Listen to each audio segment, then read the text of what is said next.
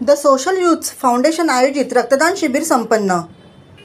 दिनांक 2 ऑक्टोबर 2024 रोजी राष्ट्रपिता महात्मा गांधी तसेच भारताचे दुसरे माजी पंतप्रधान लाल बहादूर शास्त्री यांच्या जयंतीचे औचित्य साधून द सोशल यूथ फाउंडेशन, सहयोगी संस्था Aadhaar foundation, SV foundation, Sarathi foundation, Shrimati Savitribai charitable trust यांच्या संयुक्त विद्यमाने मराठा मंडळ हरिनिवास सर्कल ठाणे येथे रक्तदान शिबिर आयोजित करण्यात आले होते।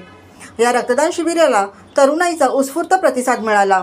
जवळपास 100 तरुणांनी तसेच नागरिकांनी या रक्तदान शिबिरात रक्तदान केले।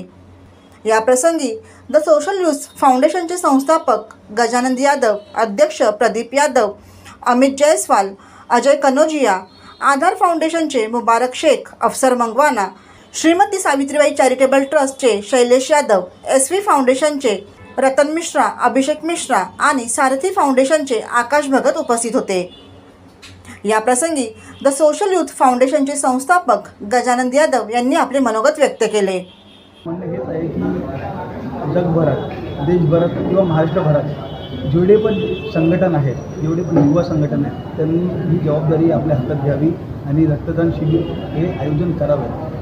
रक्ताचा तुटवडा होणे नाही, कारण आज आपण बघतो की विविध ठिकाणी रक्ताचा खूप तुटवडा असतो। जेव्हा असे युवा संघटन हे युवा संस्थे हे जेव्हा पुढाकार घेऊन असे आयोजन करतील तर मला खात्री आहे की आपल्या राज्यात, आपल्या महाराष्ट्र राज्यात रक्ताचा तुटवडा कधी होणार नाही।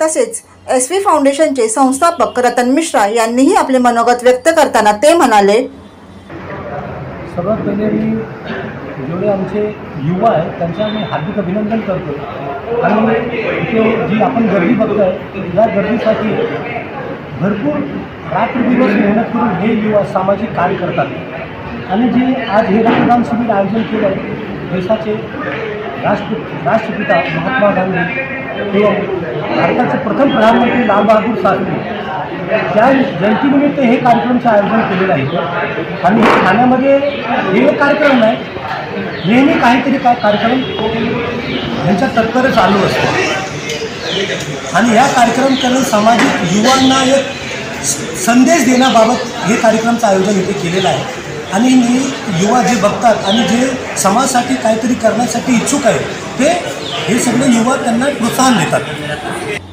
ब्युरो रिपोर्ट, जनादेश।